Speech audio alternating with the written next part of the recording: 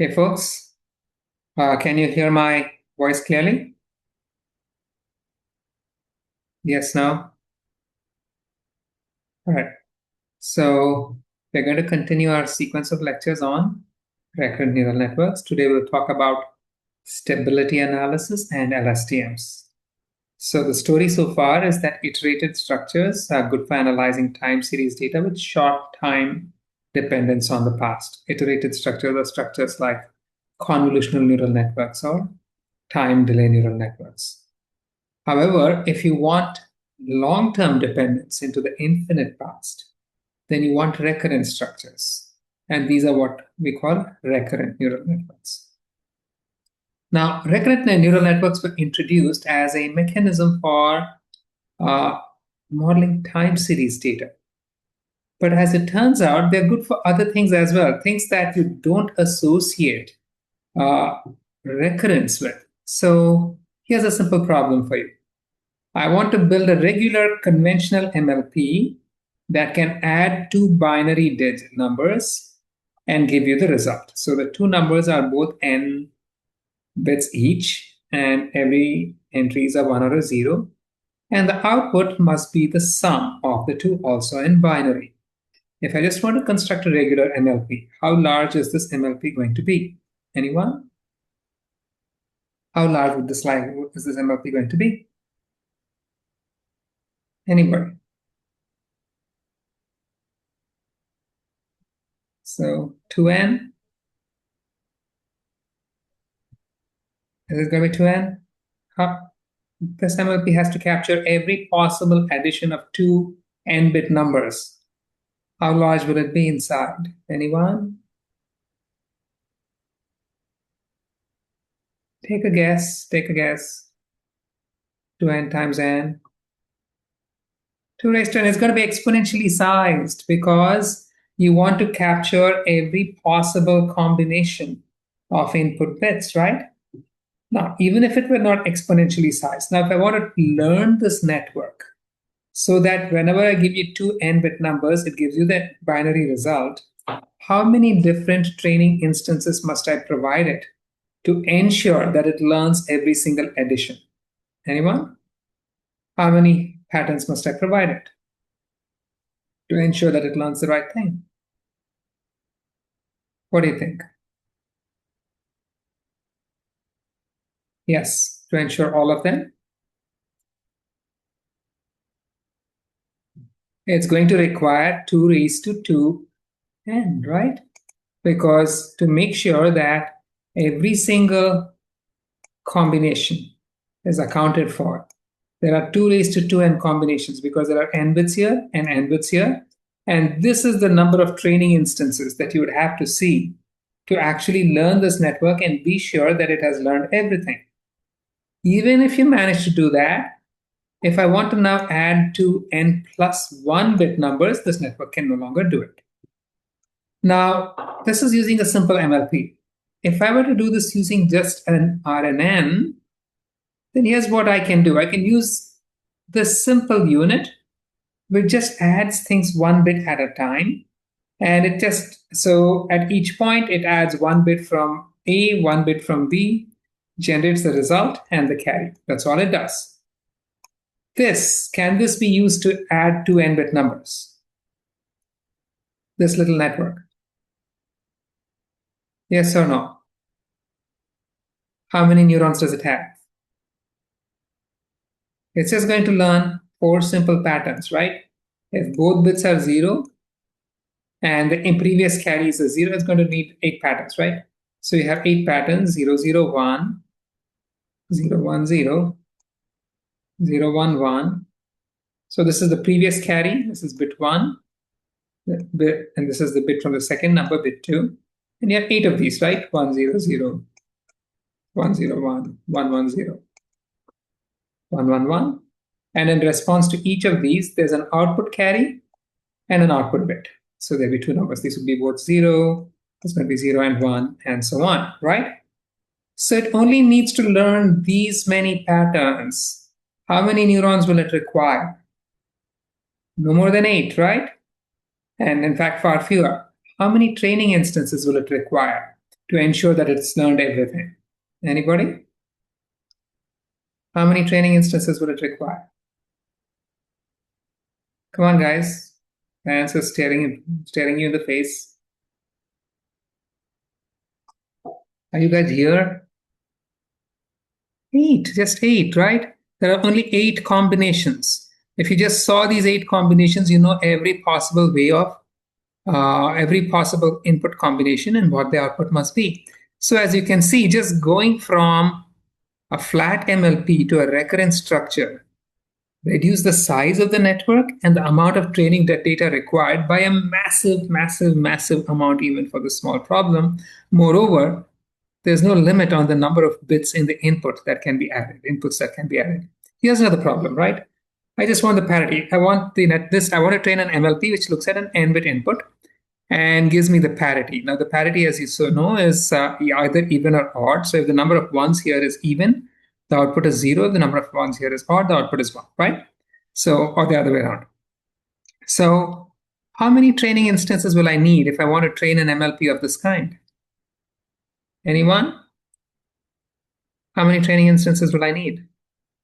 I'm going to need all 2 raised to 2n training instances to ensure that this MLP is completely learns to give the correct output for every pattern, right? And how large is the MLP itself? This is an XOR, so it's going to need something like 3n neurons. Nonetheless, the number of training instances is going to be very large. If I did this with recurrence, where I just have the previous output and the latest bit going in, and if both are the same, then the output is 0. If both are different, the output is 1. Can this be used to compute the parity also? Observe that anytime I get a 1, the parity flips, otherwise the parity stays the same, right? How many training instances will I need for this one? How many training instances am I going to need for this? They're just 2, right? The previous input, the current input. So 0, 0, 0, 1, 1, 0, 1, 1, right? And that gives me the whole training set that I need for training this model. So once again, what required an exponential amount of training data using a flat MLP could be solved using a recurrent network using a fraction, a logarithmic fraction of that amount of training data. Does this make sense to everybody? The power of recurrence. Does this make sense to everybody? Right? And so recurrent neural networks are not just magic for time series. They're a very powerful tool. If you know how to apply them, you can apply them to all kinds of problems where they can give you a massive advantage. So here's our first poll.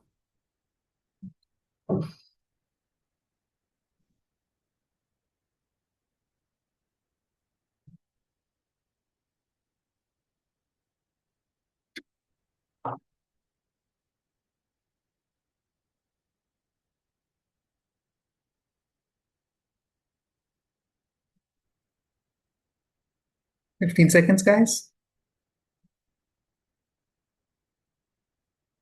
All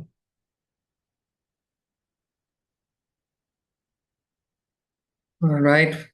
Let me stop this in 1, 2, 3, 4, 5. Okay. So what is the answer to the first question? True or false? True and true? That's it, right? Both are true. Some prediction and classification problems that require very large MLPs and a large amount of training data can be solved using small recurrent networks that only require small amounts of training data. So this is not just for MLPs, it's also true for convolutional neural networks. That's stated. So we know what a recurrent network is, and we know how powerful it can get. We also saw how it can be trained. They can be trained by minimizing the divergence between the sequence of outputs it generates and a desired sequence of outputs through gradient descent or backpropagation.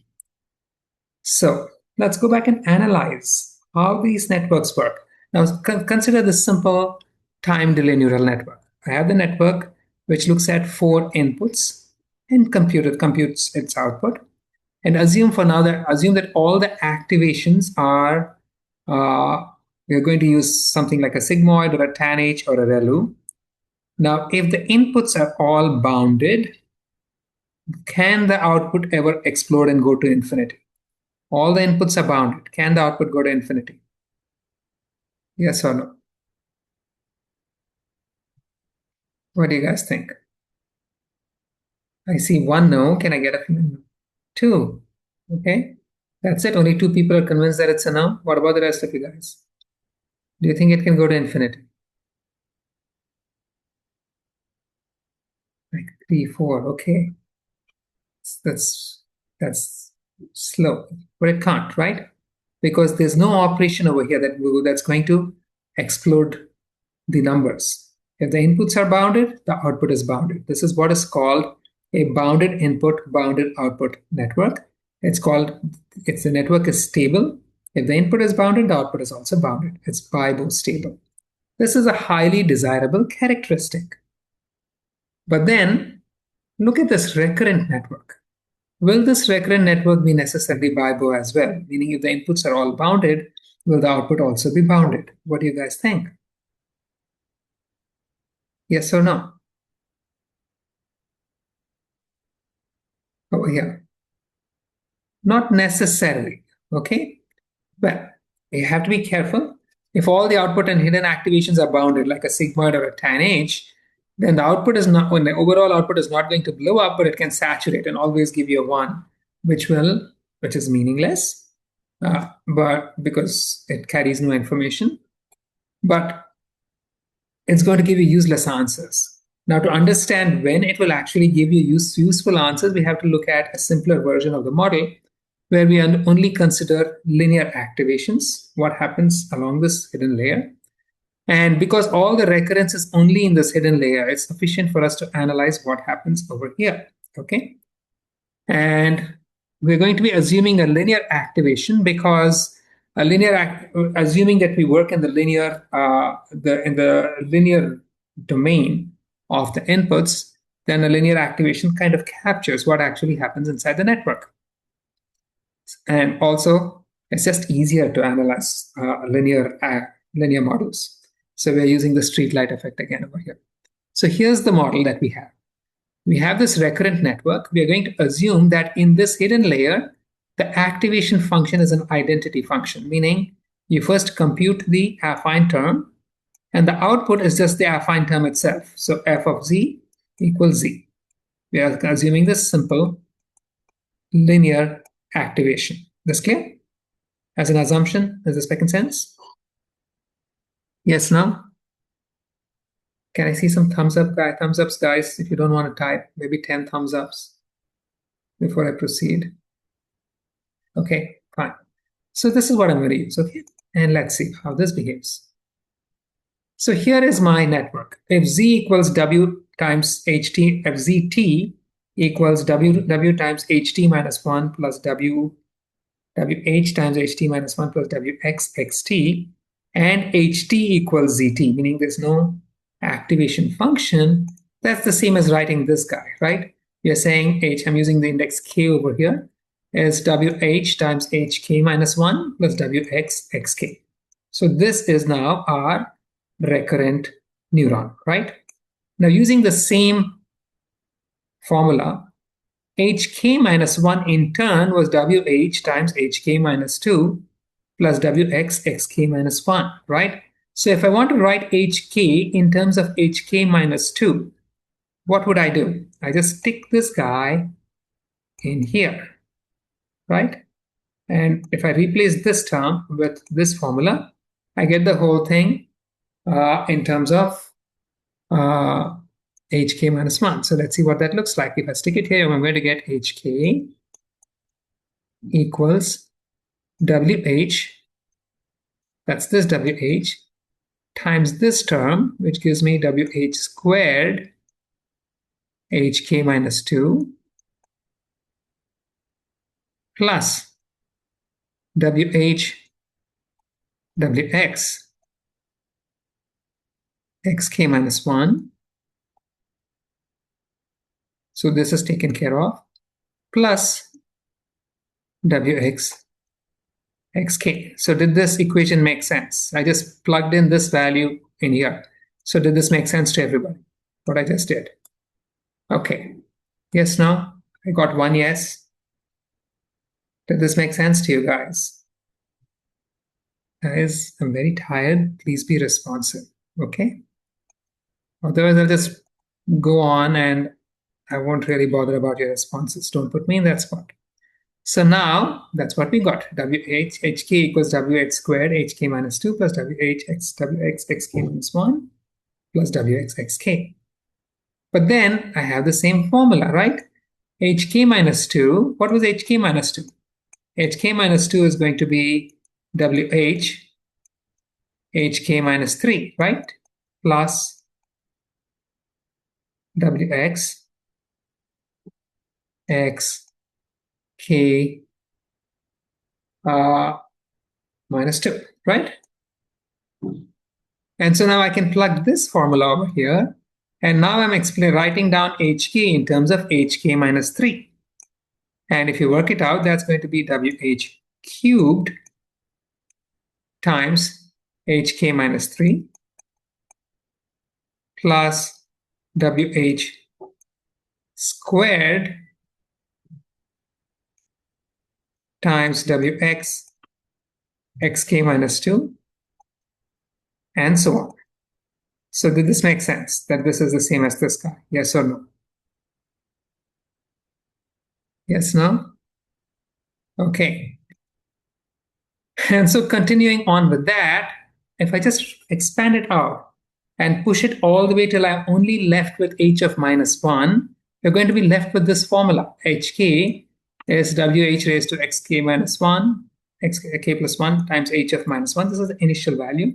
We can assume for analysis sake that h of minus 1 is 0 plus wh raised to k wxx0 plus wh raised to k minus 1 wxx1 and so on. So the sum of this index and this index is going to be k in every case. Did this formula make sense? Did this make sense? Okay. Over here, this term is the response to a single input at time 0. This term is the response to the input at time 1 and so on.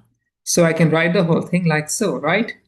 This is the response to an input at time 0 when there are no other inputs and 0 initial conditions. So if I write the whole thing out, if I write hk of x0, this is the response at time k to an input at time 0. So if I have a series of inputs, and if I look at the output at this time, if the response to this input blows up and becomes infinity, then the overall system is blowing up. If the response to this input does not blow up, these guys are closer to where I am. So it means that these guys have also not blown up. And so it's sufficient for me to look at this guy to decide if the network is going to blow up. The output of the network is going to blow up or not. That makes sense to everybody? Yes or no? Okay. So that's what I'm going to do, right? I'm just going to be looking at this. What happens to a single input at time 0? Does this make the network blow up or not? Now, the point of recurrence was to hold things on in memory, right? So if I have some input over here at time 0, ideally, this thing must be kept in memory until it's no longer needed, right? So the hidden state must neither blow up nor fade, but somehow carry x0. But let's see what happens. I have this guy. My formula was ht, was wh minus 1 plus c of xt, right? So working my way back, if I write ht minus 1 as w times ht minus 2 and so on, the overall response you'll find is simply that the time response at time t to an input at time 0 is simply w raised to t times x0. Is this making sense? You can see this easily enough by writing this equals w squared ht minus 1 plus something t minus 1. And this is going to be w cubed ht minus 2. Eventually, you're going to be left with w raised to t times x0. So this makes sense to everybody? This one? Yes, okay. When will it blow up? With time. When will it blow up? When will this blow up, guys? Will it blow up? If W is greater than 1, this thing is going to blow up, right? If W is less than 1, what happens? If W is less than 1, what happens? It's going to go to 0. Okay, guys, I'm not getting a fast enough response. I'm tired. I'm just going to move on. If you want to respond, please do. Otherwise, it's okay, right? And so what happens here is that the response of the system blows up if W is greater than 1 and falls to 0 if W is less than 1. In either case, it no longer retains information about x0 because the thing has either died or just exploded. This is for a scalar. What if I work with vectors, right? If I work with vectors, then W is a matrix.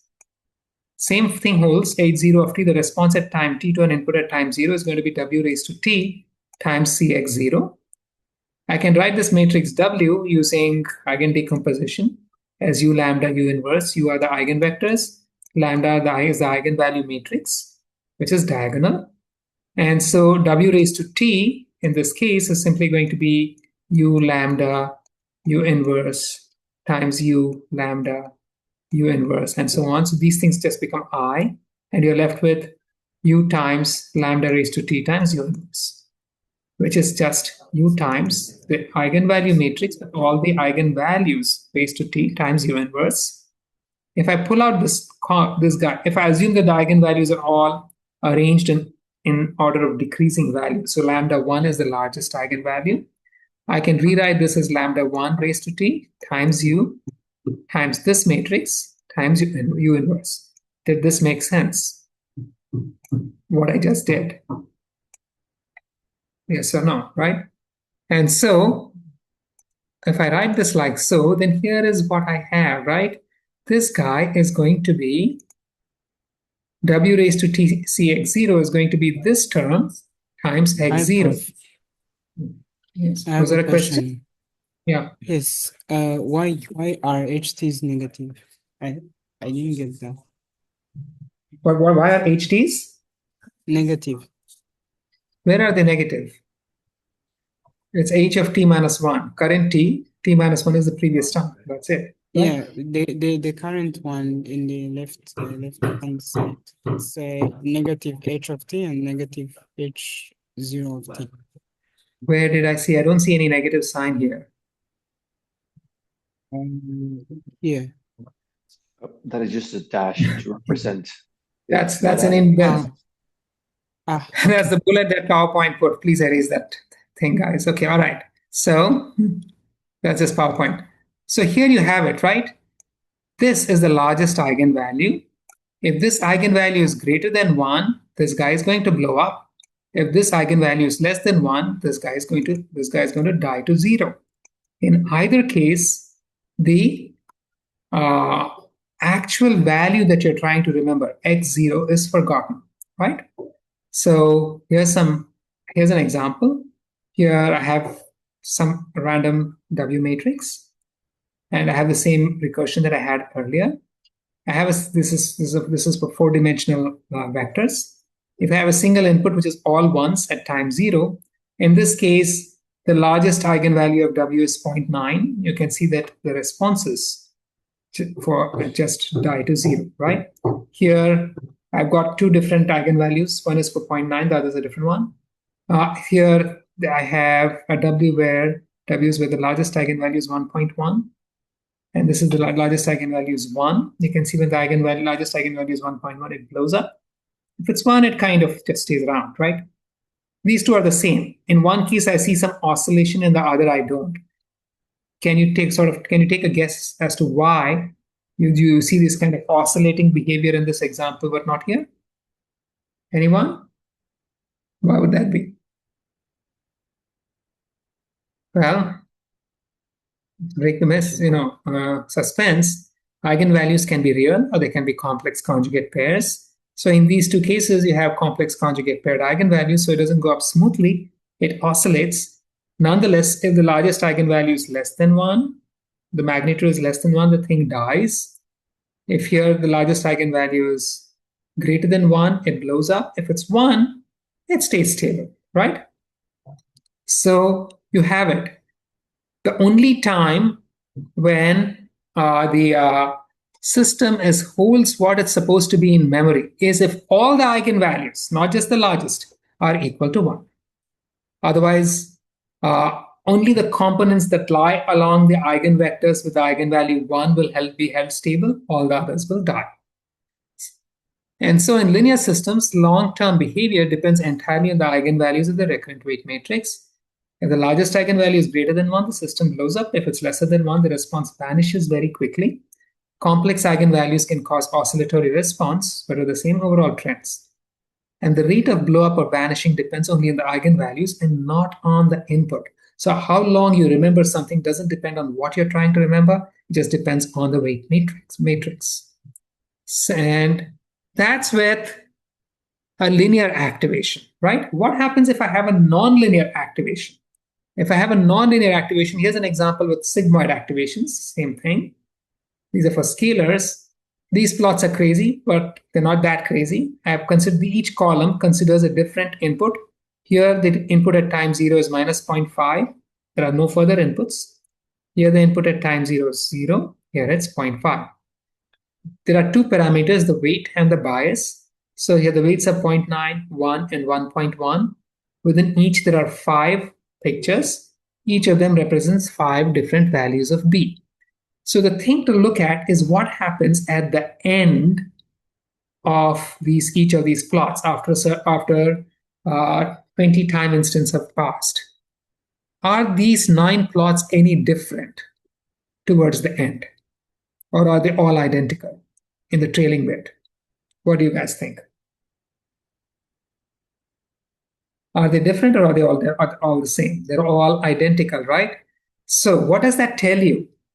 Now this value at the end is what is being remembered. Is that a function of the input? The value that's being remembered, is it a function of the input? No, it doesn't matter what x0 was, right? Is it a function of the weights? The w's? No. The only thing that is remembered is the bias. Is that good behavior? Is that what you want out of recurrence? Nope, right? That's with sigmoid. Here is something with tan H. The thing with the sigmoid is that it saturates within 3 or 4 time steps very quickly. With tan H, it's the same plot. You see, I won't spend much time on it, except for the special case of all W and B being 0. The plots are going to be very much the same, except that in this case, what is remembered is a function of both W and B, but not of the input. The difference being that in the time it takes to get to the saturation useless value is somewhat longer than for a sigmoid, which is why in recurrent neural networks, you typically use tan H as the activation in the recurrent layers because they hold things in their memory for some time more than the sigmoid.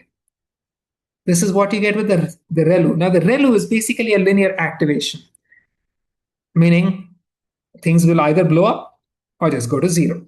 It's not going to be, because it's a linear activation, right? So if the principal eigenvalue is greater than 1, it's going to blow up. If the principal eigenvalue is less than 1, it's going to be 0. And so the ReLU is not a very nice activation either. In every case, what we find is what is being remembered is what is being input is no longer remembered. It blows up or dies in a manner that depends only on the network parameters and not on the input. So that was these are scalar recursions. So I have similar plots for vector recursions, where now W is a vector, the input is I think a 10 component vector. So here I have two different inputs. Here x0 is all ones, here x0 is all minus ones. And the maximum eigenvalue of W is 1.1. And I have a bias term. And what you will see, and then I have 3 different activations. What you will see is that in all cases, what is being remembered at the end, the top plot and the bottom plot, if you sort of normalize out the vertical axes, the plots are kind of messy. But if you scale them right, what you will find is that in all these pictures, what is remembered at the end does not depend on whether the input was all ones or all minus ones. It only depends on the weights and the bias. So this was when the maximum eigenvalue is 0.9. This is for 1.1. You find the same behavior. And so the characteristic we end up with is that these recurrent networks, they don't really remember their input. Their behavior depends on the bias and the largest eigenvalue of the recurrent weight matrix. If the largest eigenvalue is greater than 1, it's going to blow up. If it's less than 1, it's going to die. And it doesn't depend on the input at all. The rate at which things blow up or die depend only on the parameters. So if you want to do a formal stability analysis, those of you who are electrical engineers would be familiar with Lyapunov functions and Roots criterion and so on, pole zero analyses. We don't need to go through all of that. The pictures should have conveyed the story. So the lesson here is that while bipolar activations like tanh hold things on in memory a bit longer, as you can see over here, sigmoid saturates really quickly. The tanh holds on to things a little longer. Overall, the memory behavior of these networks depends on the eigenvalues of the recurrent weight matrix and the bias. The best case memory is short. After just a few steps, eventually whatever it is you gave as an input is going to be forgotten, and the behavior that you observe is going to depend only on the parameters of the recurrent layer of the network. Did that make sense to all of you guys? Yes or no? Give me thumbs up if it made sense. Can I see, say, 20 thumbs ups, considering there are 160 people in class? All right, great. And so here's time for poll 2. The attendance has gone down from 200 to 180 to 160. So today we'll be posting all the attendances.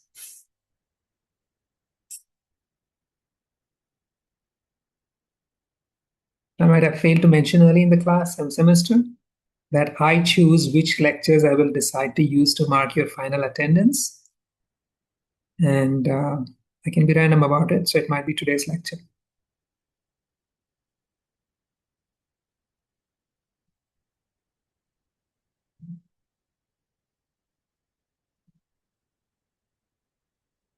"15 seconds, guys."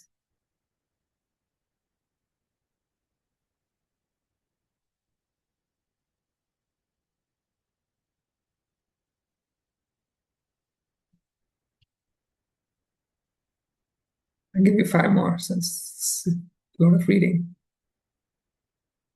All right, so let me end this. What is the answer to the first question? 1, 2, and 3.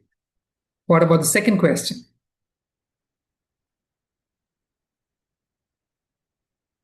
So, how many time steps an RNN can retain some memory of an input depends on the weights, depends on the bias, depends on the activation function used, but it does not depend on what it is. It's what that is being remembered.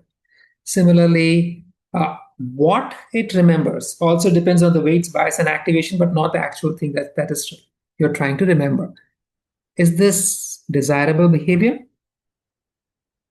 Or is this nasty?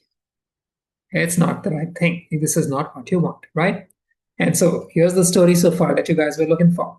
The recurrent networks retain information from the infinite past in principle. In practice, they tend to blow up or forget. If the largest eigenvalue of the recurrent weight matrix is greater than 1, the network's response may blow up. If it is less than 1, the response dies very quickly. The memory of the network also depends on the activation of the hidden units. Sigmoid activations saturate and the network becomes unable to retain new information very quickly. ReLU activations blow up or vanish rapidly. tanh activations are slightly more effective at storing memory, but still not for very long. So RNNs are excellent models for time series analysis in principle. They're good for time series prediction, classification, sequence generation. They can even simplify problems that are difficult for MLPs, but the memory isn't all that great. But then here's another problem, something that we all know and love, the vanishing gradient problem. What is it? When you're trying to train deep networks, any deep network, not just recurrent networks, the gradient of the error with respect to weights is unstable. What do I mean? So here's a network. If I can have an arbitrary number of layers, and we know that the output is basically a nested function. it's the first layer is a function of the input, the second layer is a function of the first layer, the third layer is a function of the second layer, and so on. And then finally, you compute a divergence of between the output of the network and the desired output. If I were to draw the influence diagram for this, the input influences the first affine value, and the derivative over here is just going to be the weight of the first layer. The affine value influences the output of the first layer, and the derivative here is going to be the Jacobian of this activation. This guy influences the z over here, and the derivative on the edge is going to be the weight over here. This z influences f2, and the derivative here is going to be the Jacobian of this activation, and so on. So is this picture making sense to all of you guys? This guy. Now, when I begin computing my derivatives backwards, if I want to compute the derivative of d with respect to x, what will I do? I first compute the derivative of d with respect to f3, which is this guy, right? Then from this, I compute the derivative with respect to this guy. How do I do this? How do I compute the derivative of d with respect to z3 given the derivative with respect to f3? What do I do, guys? We've done this many times. What do I do? Chain rule, right? But what is the chain rule? What do I do exactly? I right multiply by the Jacobian, correct? Then when I take it back from here, what do I do now? What do? I right multiply by the weight, and then I right multiply by the Jacobian, and I right multiply by the weight, and so on. So is this making sense to everybody? Okay, and so here's where we are, right? And so here we are, right? For this very deep network, the derivative of the output of any layer with respect to the divergence with respect to the output of any layer is the derivative for the output times the Jacobian of the first output layer times the weight of the output layer times the Jacobian of the penultimate layer, and so on. So all of these blue terms, this guy is a vector, right? Because the divergence is a scalar, the output is a vector, so this guy is a vector. These Jacobians and weights, they're all matrices. Yes or no? They're all matrices, right? Okay. And so to analyze what happens to this, we just have to look at how these matrices behave. Let's look at the Jacobians first. Now, if I have a network of this kind where each neuron in the hidden layer is independent of every other neuron, then the Jacobian is going to be a diagonal matrix for the recurrent layer. Yes, you agree with this? Okay. So we only need to understand what the derivatives of the activation functions in the recurrent layer look like. So let's look at the derivative of these guys. Here is what this is the derivative of the sigmoid function. We saw that the derivative of the sigmoid function peaks at 1 and then goes back to 0. It peaks at 0.25. And for the sigmoid, it peaks at 0.25. For the tan H, it peaks at 1. And for the ReLU, the derivative looks like this, right? It's either 0 or 1. You remember these, guys? Yes, no? Yes. Can I see like 20 thumbs ups that you remember these? Okay. That means each of these terms is either 1 or less than 1, correct? Yes or no? So if I multiply a vector by this matrix, what will happen to the length of the vector? Is it going to increase or is it going to decrease? What will happen? It's going to shrink because every component is being multiplied by a number that's either 1 or less than 1, right? And so each one of these matrices is going to shrink the divergence, the derivative of the divergence. That makes sense to everybody? Yes or no? Okay. That leaves us with these weight matrices, right? Now, weight matrices have this property. Any weight matrix can be written using singular value decomposition as W equals U S P transpose where S is the matrix of singular values. It's going to be a diagonal matrix where these singular values.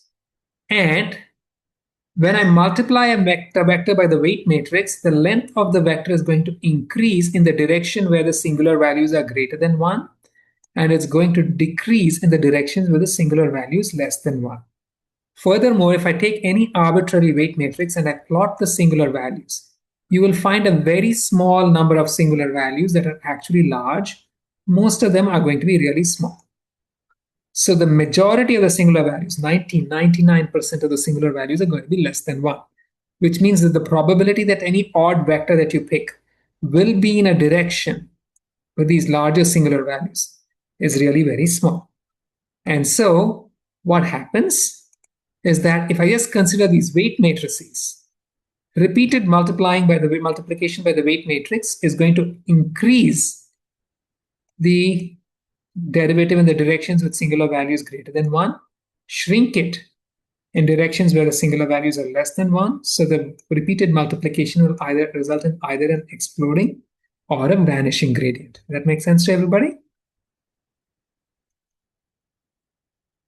Yes, no? Everybody? I'd like to see like 20 thumbs ups. I'm still at 10. All right, okay. But you don't really want to be considering just the weights and the Jacobians independently. You actually want to be considering it layer-wise, which is the product of the Jacobian and the weight. And that too is a matrix. And so what you're going to find is that this derivative is going to either expand in the directions where these guys have singular values greater than 1 and shrink where they have less than 1. But the thing is that each of these layers is different. So a direction in which this guy has a singular value greater than 1 is not necessarily going to be the same as the direction in which this guy has a singular value greater than 1. So the net result is that the number of components that will actually increase is very small, because somewhere in between, in fact, for the majority of the layers, you're going to align with singular values less than 1.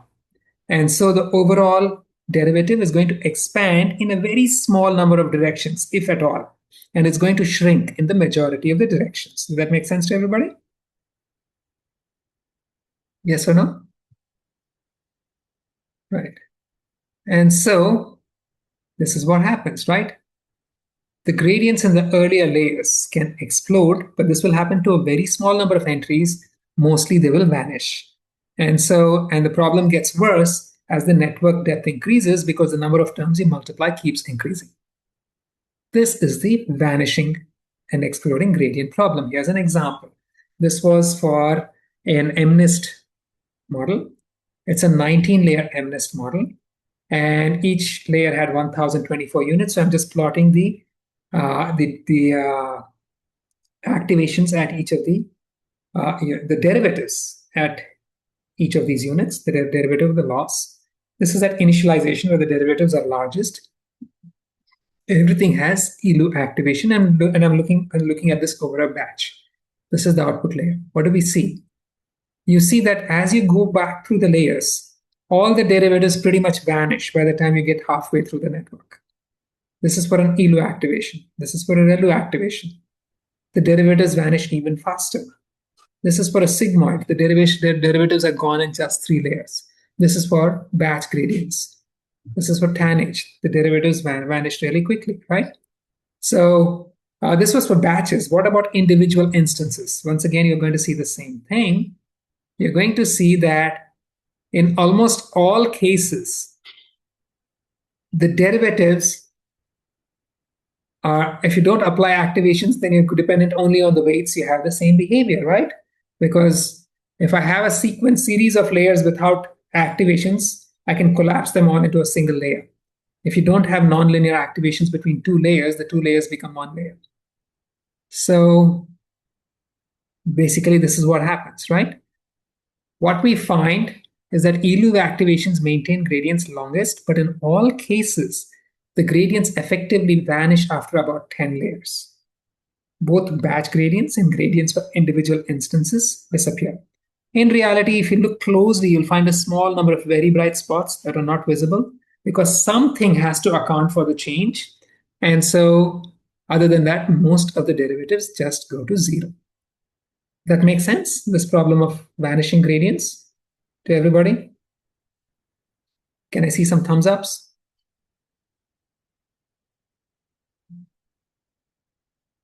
Like 20 of them. Okay, fine. And so here's your favorite story so far. Recurrent networks retain information from the infinite past in principle and practice the accurate memorization. The hidden outputs can blow up or shrink to 0 depending on the eigenvalues of the recurrent weight matrix. The memory is also a function of the activation of the hidden units. Tan-H activations are the most effective at retaining memory, but they don't hold it for very long. Deep networks also suffer from a vanishing or exploding gradient problem. The gradient of the error at the output gets concentrated into a small number of terms in the earlier layers and goes to 0 for others. What does this have to do with recurrent neural networks? Well, as we saw, recurrent neural networks are really very, very, very deep networks. And so you're going to get bitten by the vanishing gradient problem as well. Recurrent neural networks not only have the vanishing gradient problem when you're trying to train them, you also have, as we saw earlier, the problem that even in the forward pass, things get forgotten very quickly. Something that goes in here either blows up or is forgotten by the time you get 3 steps out. So you have all of these issues that in the forward pass, things can die or vanish depending on the weights and the activation. In the backward pass, things can die or blow up depending on the eigenvalue, the singular values or the eigenvalues of the Jacobian matrix of the activation and the singular values of the weight matrix, basically depending on the activation in the weight matrix. So here is a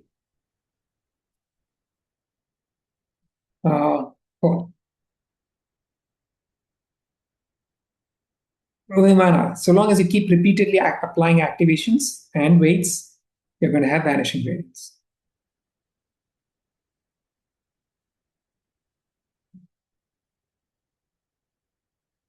We have solutions around it. One of them is to ensure that the weights matrix always has a singular values greater than 1. That's what a ResNet does. And I don't know, workarounds, but this is what happens in the generic case. 5 seconds, guys. Okay, I'll give you 10.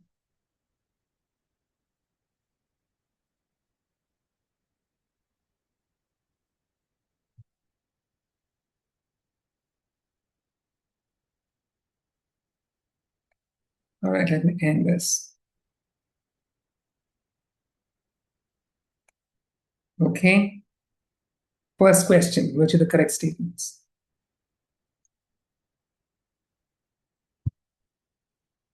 Which are the true statements for the first question, guys? All. Second one. Let's see. You're right? The derivatives for most parameters will become vanishingly small as we backpropagate the loss gradient through deep networks. The derivatives for a small number of parameters may blow up and become large. The derivatives would be more stable if the recurrent weight matrices had singular values all equal to 1. And if the recurrent activations were identity transforms, right? Same thing with the memory, right? The memory would be more stable if the recurrent activations were identity transforms, and it would be more stable if the recurrent weight matrix were an identity matrix, right? So that sets the stage. The problem we have is that the mere presence of weights matrices and activations in the recurrent layer causes it to have undesirable memory behavior and undesirable behavior when it comes to training. What I mean by undesirable memory behavior is that how long it remembers something doesn't depend on what it is trying to remember. It depends on the parameters of the network. But then in real life, that's not how you want things to behave. Let's say you're analyzing some code. You're using some recurrent neural network to analyze code. If you were analyzing this nested loop, when you see this open curly brace, you want to remember that you have encountered an open curly brace until it is closed, and you have no idea when it's going to be closed. You can't say, okay, I'm going to remember this for 20 time instance or 4 time instance. It doesn't really make sense, right? You have to remember it until you get the signal that it's okay to forget it. And that is not going to happen with the usual recurrent neural network. That makes sense to everybody, that statement? Yes or no? Can I see some thumbs ups? Yeah. 7, 8, no. Okay. All right. That's 19. No, 21. Beautiful. And so how do we solve that? The domain of mystery and magic. Here's what we have, right? The mere presence of these weight matrices causes grief. How can we solve for it? The fact that there are weight matrices causes memory problems, right? How can we solve for that? Anybody? Remove them? Sure, right? The presence of activation functions causes grief. How can we solve for that? Just the fact that we have activation functions cause things to be forgotten and derivatives to disappear going back, right? So how can we solve for that? Anybody? Give me a hack answer. What would you do? Also remove them, right? Let's just get rid of them. These are nasty things. We don't want them, right? So we want to have a network that remembers arbitrarily long to be recalled on demand and not be dependent on the vagaries of the network parameters. It should be dependent on the input-based determination of whether something still needs to be retained or not. And so we're going to replace these things. Yes, Edward. The weight matrices, their eigenvalues, if they're not all equal to 1, it's going to cause blow up or vanishing. The activation functions, their Jacobians all cause shrinking, right? And so they cause things to be forgotten going forward and vanish going backwards. So let's get rid of them, right? Let's replace these with something that doesn't fade or blow up. We're going to construct a network that retains useful memory arbitrarily long based on an using an input-based determination of whether things must be remembered or not. So you're going to retain memories until a switch based on the input flags them as, okay, this is okay to forget. So what does that look like? You start off by putting things in memory, and then every subsequent input is analyzed, and based on what you see from it, you modify the memory. If this says this is not, if I've seen an initial curly brace, as things come in, this remembers a curly brace, and then maybe this got a hash and says, no, nothing to be done. So it continues to remember the curly brace. This saw an eye. It says, nothing to be done. It continues to remember the curly brace. This saw a closed curly brace. You say, okay, forget. So you're going to modify what's in the memory based on a determination that analyzes the input. This is how we're going to model the memory. Did this make sense to everybody? This makes sense to everybody?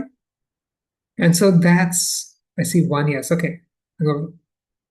That's what we're going to do. This is what we call the constant error carousel. Something in memory just goes through. There are no waits, there are no activations, they just keep going on. But then you have this multiplicative term that modifies it after each input. This multiplicative term is called a gate.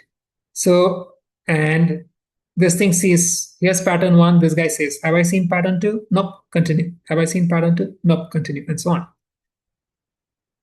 But this has no nonlinearity in it anymore. But for neural networks to work, you need nonlinearities. And so you have other portions of the work that perform the nonlinear tasks. Neurons that compute the workable state from the memory. And how does this gate itself work? This guy actually looks at the input to determine if this thing must be modified. But it's not sufficient to look at the input. It must also look at what's already in memory, right? There's no point in my saying, forget this open brace if there's no open brace in the memory. And so this gate is going to take the input and what's already in memory as its inputs to determine how to modify what's in memory. And it can take other context stuff. For example, if it's a curly brace, if this encounters a curly brace and it sees a curly brace, it still shouldn't say forget it if that curly brace actually occurred in a comment section. This guy is going to tell you, no, this is not the right thing. And so this is this extra stuff set the context. And of course, You don't want to just look at the non-linearly modified state. You also want to directly look at the memory itself. And so this is the overall structure of the network, where whatever is in memory gets modified by gates, which determine the modification by considering the input, what's already in memory, and external context. Did this make sense to everybody? Yes, no? Can I see like 28 yeses? Because this is the crux of it all. All right.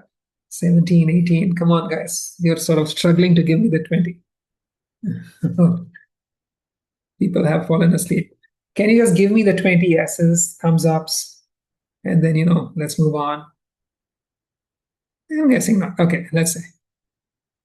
So this is our long short-term memory. You explicitly latch information to prevent decay or blow up. In the remaining slides, I've borrowed from this cola.github.io for my pictures. Here's your standard recurrent network, not the LSTM, the standard recurrent network. In the standard recurrent network, if you think of this, like we like to think of these as cells. Within a recurrent cell, the past hidden state comes in, the current hidden state comes in. These two are combined to compute the new hidden state, which goes into the higher layers of the network and also into the future. So do you guys see how this is the standard recurrent network? I'm going to use similar pictures everywhere. The hidden state depends on the hidden state of the previous time and the current input, right? So this is your standard recurrent neuron. In an LSTM, this cell becomes a lot more complex. This is what it looks like. And again, remember every line represents a vector, but let's break it down. It's not as hard as it looks. This guy is what we call a constant error carousel. This is the memory line that I showed earlier. It has no weights, it has no activations. It's a remembered cell state. It's the memory, which gets only modified by external signals. So that's the constant error carousel, right? It carries information through only affected by a gate and addition of history, which is also gated. Now it's nice to think of it and use this curly braces as an example. I can have this memory line tracking the number of open braces that I have encountered in a piece of code. So anytime I've seen I can keep adding open braces. Every time I see an appropriate close brace, then I have to decrement what's in memory. If I see a new open brace, I have to increment what's in memory. So there are two different operations, right?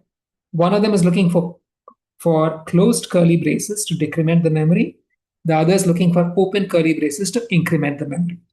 Do you guys see that? They're two different things. Yes, no? So this guy is remembering these. I want to forget it if I see this. I want to increment it if I see this, right?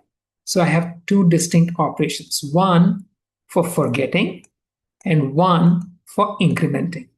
And to break the symmetry, one of them is multiplicative and one of them is additive. This makes sense to everybody? Yes, no? Give me thumbs ups if it made sense. I've stopped being greedy. I'll take 10 thumbs ups. 20 didn't seem to work. Okay. And so what are these gates then, right? The gates are simple sigmoidal units with outputs in the range 0 to 1, which controls how much of the information is to be led through. This first guy is what we call a forget gate. So this guy is remembering what's in memory. This might encounter a pattern which says you must decrement what's in memory, and then gives it a signal, a multiplicative signal between 0 and 1 to reduce or decrement what's in memory. It's called a forget gate. It operates on what the nonlinear hidden state and the input. Then this is the incrementer. Here you're going to say, did I see a new open curly brace? This tan H is a pattern detector. So this is going to say increment the memory. But then it's not enough to simply determine that you saw an open curly brace. You also want to make sure that it's right. If it happens to be in a comment section, you don't want to be incrementing it. So you have an additional term, which is a gate, which kind of looks at the context and decides whether this information must be passed on or not. So there are two terms here, something called an input gate. This guy was a forget gate. Here you have an input gate and an input pattern detector. And what actually goes through is the product of the two. This makes sense to everybody? Yes, no? Okay. And the final operation. So what comes in the memory is first multiplied by what the forget gate sends through to decrement counts if necessary, and then incremented by what this combination sends through to increment counts if necessary. So CT equals forget times CT minus 1 plus IT times C tilde T, where C tilde T is the output of the pattern detector. This makes sense to everyone? Yes, no? Okay. Easy, right? And then, of course, the output, you have to apply something non-linear to it. So we actually pass it through a tanh for the reason that, tanh is the best activation for recurrent networks. But then, even so, we actually also include another gate to determine if what's currently in the memory is usable in the current state. And this gate looks at the current context, which is the previous hidden state value and the input. And just to make things complete, we also look at what's already in raw memory rather than just this non-linearly transformed hidden state. And so this is the complete long short-term memory unit. Did the entire unit make sense to you guys? Yes or no? Professor, I have a It's not question. math. Yes. So, for the I forgot what it's called, the top bar, This is the memory line, the constant error carousel. the CEC. Why do we send the input through it twice? Like we send it after IT. Yes and no. So we have two distinct operations. That's it. One is a decrementer, one is an incrementer. And then after that, after it goes to the tanh H, do we also send it through there as well? No. So remember, there's no non-linearity over here at all, right? Something Right. without non-linearity is not very useful in a neural network. So we we don't apply non-linearities here because we know that if you put any non-linearity here, it kills the memory behavior. We pull the non-linearity off on the side. That answer your I see. question, Okay. right? Yeah, that makes sense. Thank you. Right. So that's what we do. And so here is your final poll. Again.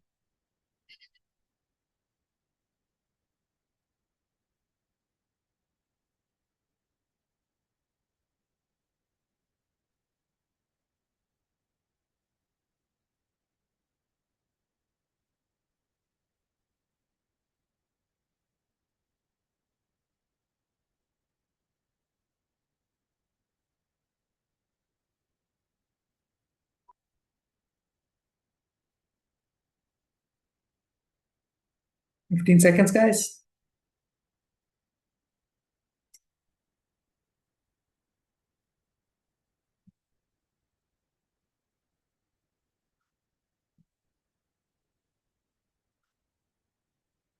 Okay. Let me end this right here. What are the answers? I think all. Let's check. Wait, what happened to my... Oh, man. Yes, all of them are right. And LSTM stabilize the memory by eliminating the problematic recurrent reads and activations. They update the memory based on patterns detected in the input in the current context of what they already remember. In the absence of external cues, they can remember a pattern forever because in the absence of external cues, this guy is always going to give you a 1, just keep going. Ideally, this guy is going to give you a 0, nothing to be added, and it's just going to keep going on. That answer you by piece, right? And so they're suited to building pattern analyzers requiring long-term memory, e.g. code parsers, that can verify if an open brace has been properly closed. And so here is the complete sequence of operations. First, you compute an input gate, a forget gate, which is this guy. Then you compute this input gate, which is this guy. Then you compute the pattern detector, which is this guy. And then you update this guy by multiplying it by the forget gate and then adding the output of the pattern detector. Then you compute the output gate, which is this guy. And this is passed through the tanh and multiplied by the output gate, right? So this is the sequence of operations that happens inside an LSTM. And you can see forget gate, input gate, pattern detector, update C, output gate, and the actual nonlinear variant of the hidden state. So I have some pseudocode here just to show you how the whole thing works. Now in a recurrent network, a recurrent cell simply computed an affine term value and applied an activation function to it in a standard recurrent network. In an LSTM, that little recurrent unit has become a much more complex operator, what we will call an LSTM cell. So at each, there's a new copy of the LSTM cell at each time in each layer, and you're assuming that the LSTM cell retains all the local variables that are not relevant to the global computation, but are only relevant to that cell. So here's what the LSTM cell would look like. It's going to take as input the what's in currently in the memory and the non-linearly transformed version of it, the current input and any parameters. It's going to output the modified memory and the modified non-linearly transformed version of the what's in memory. And so the actual computation, first you compute the affine term for the forget gate, apply an activation, the sigmoid, to compute that forget gate. You compute the affine term for the input gate and apply a sigmoid to compute the value for the input gate. Compute the affine term for the pattern detector. Use the tanh activation to compute determine if the pattern's been found.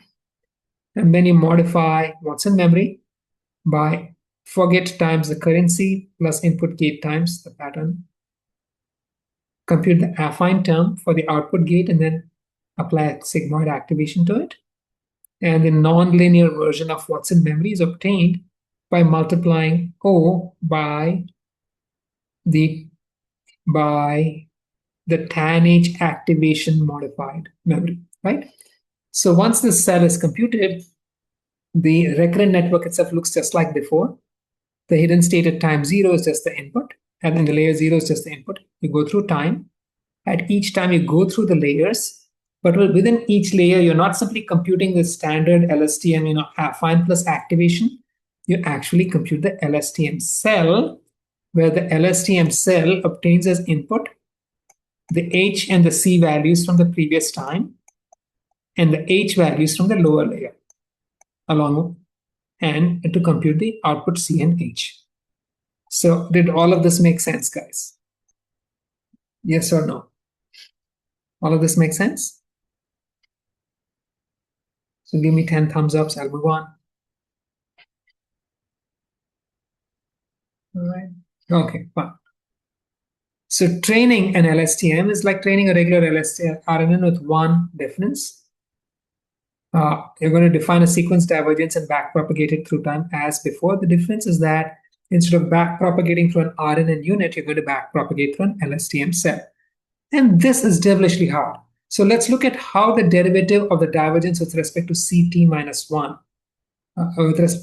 happens, right? With respect to CT, not CT minus CT out here, right? So if I want to compute the derivative of the divergence with respect to this guy, what are all the paths through which CT connects to the divergence? Here's this path. It connects through HT. Here's this path through this gate where it goes through HT. Here's this path which goes straight through CT minus 1. Here is this path which loops around like so. And then here is this path. And I can keep adding more and more paths. So the total number of paths through which CT is dependent, the divergence depends on CT, is really long, is large. And trying to compute the derivatives explicitly is going to be a bit of a pain. So similarly, if I want to compute the derivative for say ht, there's the path that comes straight down from the top. There's this path, there's this path, there's this path, there's this path, and so on, right? So as you can see from these slides, if you want to actually explicitly capture all the dependencies required to compute the derivative, writing the formulae down is going to be really, really hard. That makes sense to everybody? Yes, no? So what do you do in this case? What do we do in this case, guys? What did we do for CNNs? Just go through the code. Let's invert the code, right?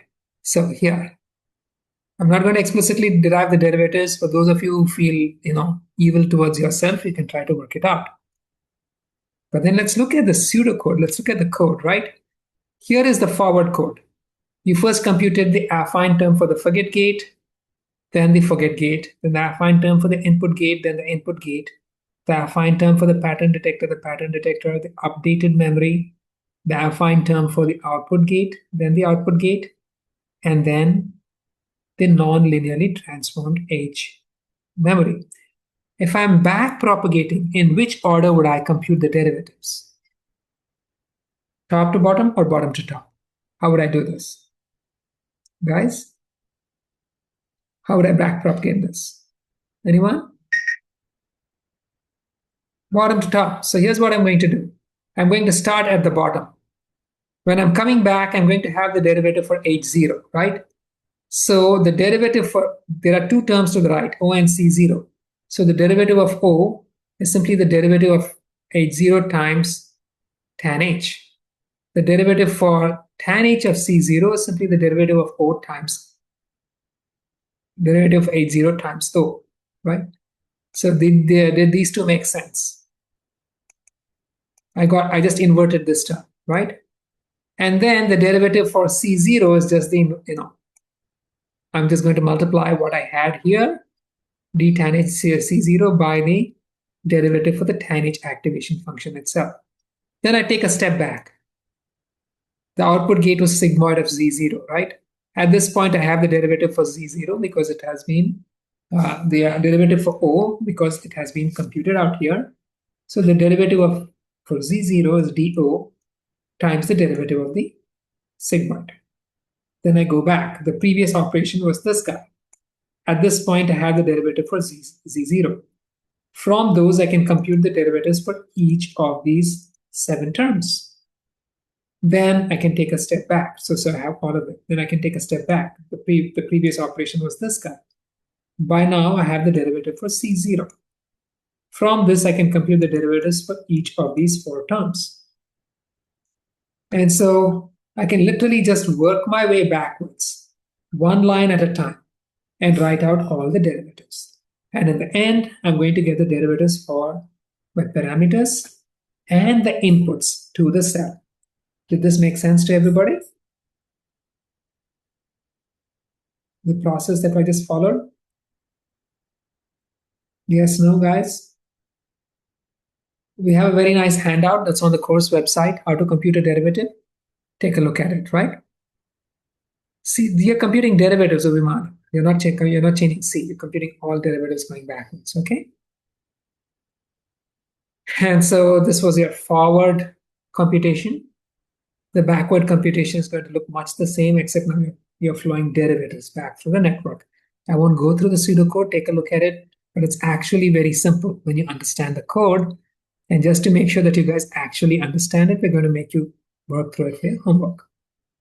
So that's what the LSTM. But then an LSTM looks unnecessarily complex. There are lots of crazy things. And so you're likely to ask why.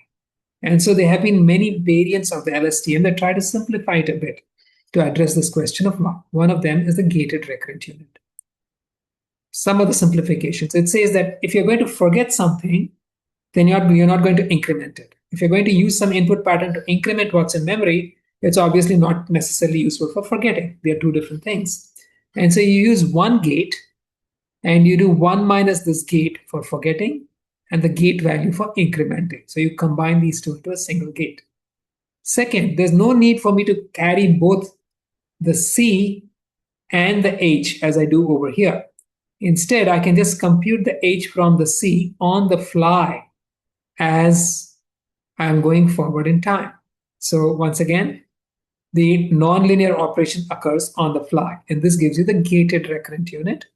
You're going to write code for it, so you will see more of it. You can design your own variants for the LSTM cell if you so desire.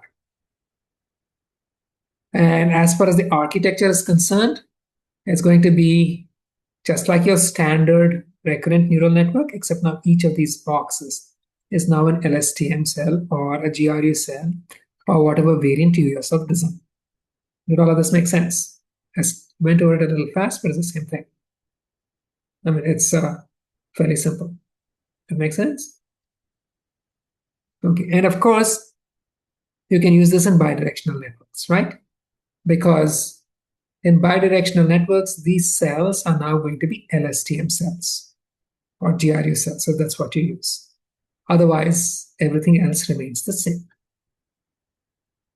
And so, the story so far, recurrent networks are poor at memorization. Memory can explode or vanish depending on the weights and the activation.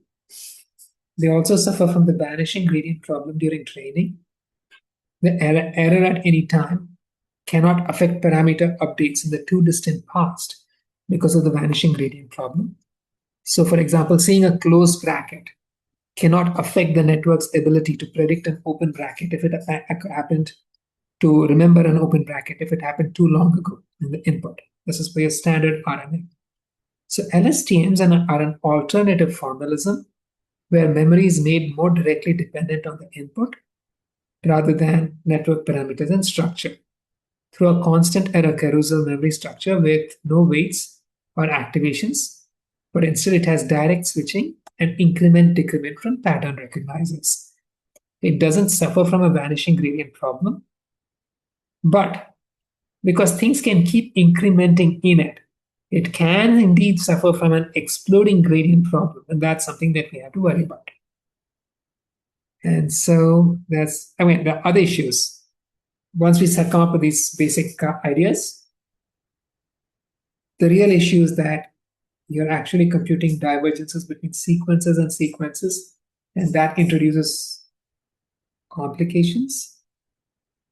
And we will see how to deal with those, one example of those complications and how to deal with them in the next couple of classes. So that's the end of today's lecture. First, did all of this make sense? Give me thumbs ups, and this time I'm hoping to see 30 or 40 thumbs ups because class is over. Okay. Now, let me answer your question, Sean. How do we know the forget gate does the forgetting? And the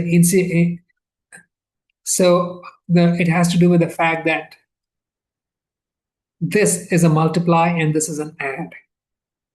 So you break the symmetry by having different operations. Whether they actually forget and increment, we don't know, but they're going to be doing different things. That answer your question, Sean? Right? That's why they're not both multiplies. They're different operations to break the symmetry. Any other question? There was one earlier, right?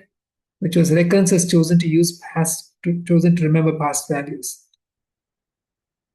Exactly, Matevos. Your conventional recurrent network has this problem. It's supposed to remember stuff, but it's really crappy at it. Which is why we modified it to the LSTM structure. That answer your question? Yeah, okay. So, Sean, no guarantee, right? It's all eventually unsupervised. We just impose this inductive bias on the model, saying, let's have all of these components and hopefully it learns the right thing. But there's no explicit guarantee. Right? That answer your question, Sean? So, okay. Any other questions? Does the LSTM's architecture efficiently solve the memory problem? Or does it introduce? No. It has instabilities, but it does solve the memory problem to a great extent. It doesn't solve it fully, But instead of being 10 time steps of memory, it goes into many hundreds of time steps, or often longer. So anytime you use recurrent networks, you never use a vanilla recurrent network anymore. You always use LSTMs or their variants. Let me stop the recording.